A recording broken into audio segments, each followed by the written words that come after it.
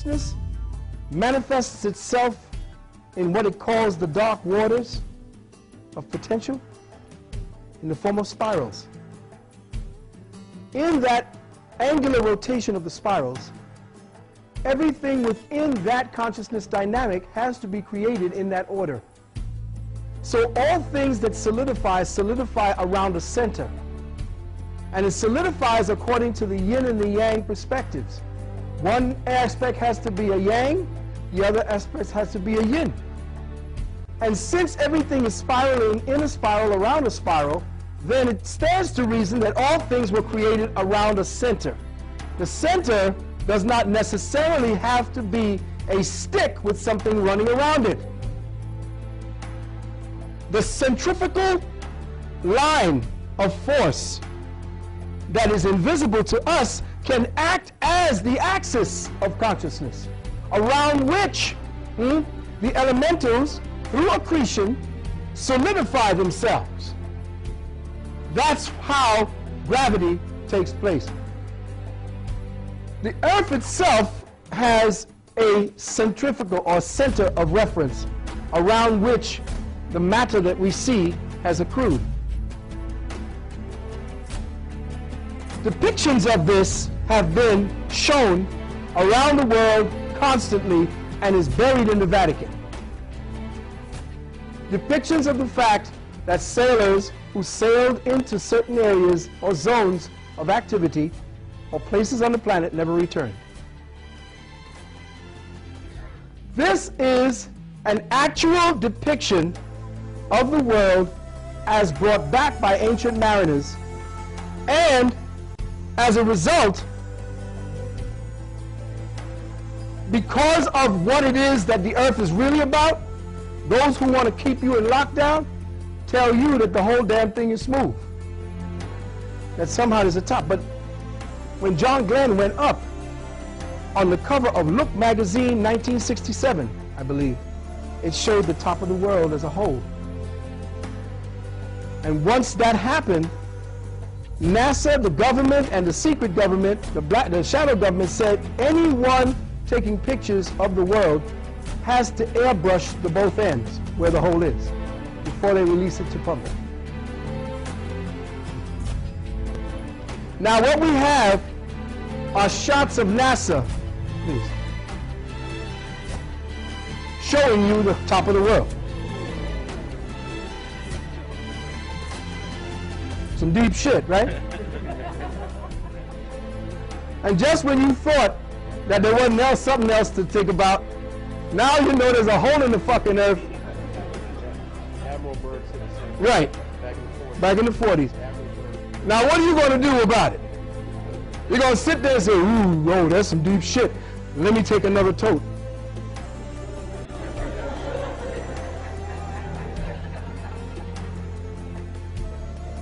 Here's what they try to tell you is the Arctica and Antarctica. The Arctic and the Antarctica. But they never tell you what's going on. And as Maurice said, Admiral Byrd said that. In fact, he flew over what was called the North Pole, and as he was flying, he went down because he thought he saw something to a low trajectory and height, and began skimming at the top of the trees. And he said, well, wait a minute, where are we, over Greenland? He said, well, wait a minute, Greenland don't have palm trees and these different kind of fauna. It don't make no sense. Where are we? He was flying inside the planet. Started to call back, and all of the communication, this is in his log, which the government confiscated. Started to call back to ask, where am I, where are my bearings, and all of the communication shut down. As he flew, he documented, and I read it, he said he saw animals that he thought were extinct. And only because his plane was running out of gas did he not either land or keep going.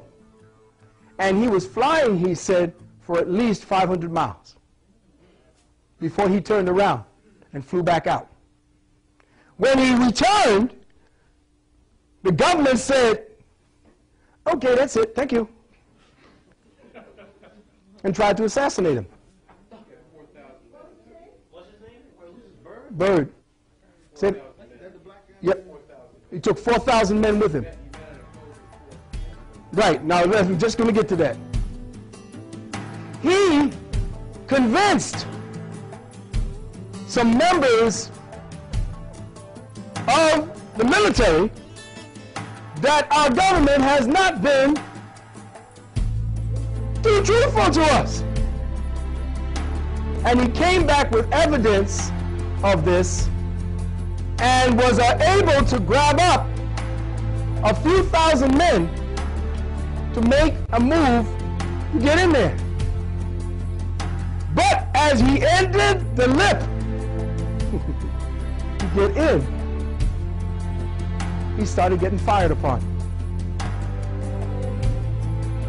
To this date, jets fly over the aperture to make sure that no commercial plane flies over the North Pole.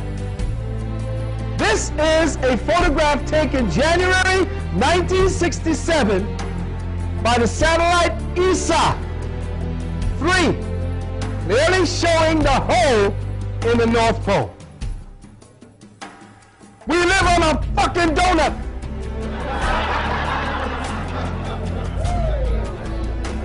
Maybe why Dunkin' Donuts is so damn popular. Yeah. The light is the sun. And you have to remember that our angle to the sun changes as it spins. So the satellite may take pictures that are reflective. And remember also that the cameras that are taken up there are created to reflect the light of the sun onto the place where it is to take the picture of. So there is clearly a hole. Listen, looky, looky. There's your Earth. There's your hole. There's your hole. There's your hole. Now, get ready.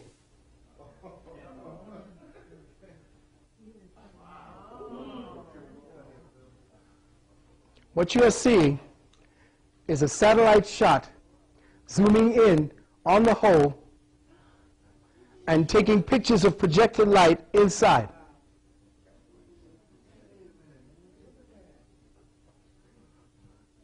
What are you looking at? Right here. No, you're looking at green. Mountains, vegetation. You don't understand? It means that the earth has life not only living on the outside or borders of it, but the inside borders.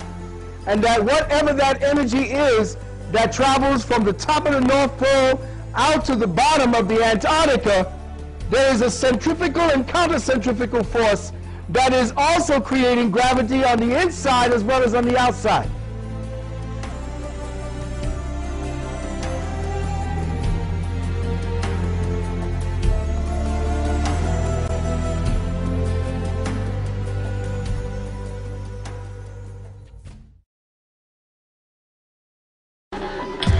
Hello, this is James, the Shaktipat Seer. In this mini-documentary, we are going to look at some of the information surrounding the ancients' understanding of the hollow earth and related mysteries, Nazi occultism, Kali Yuga, and the idea of a battle between good and dark for control of earth at the end of time. The next clip is from a series called Vedic Cosmos, which describes the 7 netherworlds called Talas, which are said to be beneath the earth.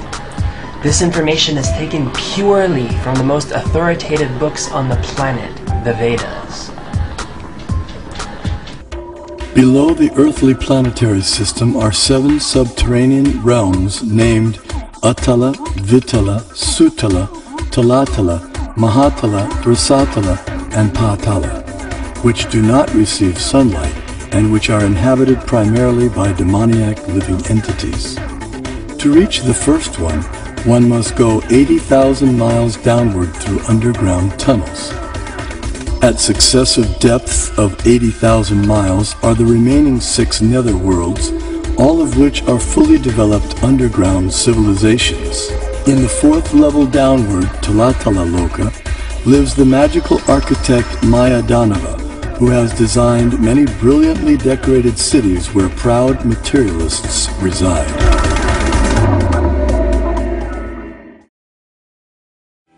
According to the Vedas, there is 14 planetary spheres, 7 of which are hellish spheres, and 7 of which are heavenly spheres. Our Earth is situated as the lowest of the higher spheres, situated directly in between the Lokas and the Talas. These Talas or netherworlds or hells receive sinful souls as well as offer dwelling places for various assortments of ghosts, demons, and other negative entities. Mayadanava, the architect, is responsible for building the city called Tripura, and in the Ramayana the type of demons who come from Tripura are called Tripurashura. In the Bhavishaya Purana it is stated by Lord Shiva, "O King Dharjaraja, you should go to the place called Mayakakshvara, that land is called Vihika and now is being contaminated by the Mlekas. In that terrible country there no longer exists Dharma. There was a mystic demon named Tripurashura, whom I have already burned to ashes. He has come again by the order of Bali. He has no origin but he achieved a benediction from me. His name is Muhammad and his deeds are like that of a ghost. Therefore, O king, you should not go to this land of the evil ghost. By my mercy your intelligence will be purified." Hearing this the king came back to his country and Muhammad came with them to the bank of the river Sindhu. He was expert in expanding illusion, so he said to the king very pleasingly, "O great king, your God has become my servant. Just see, as he eats my remnants, so I will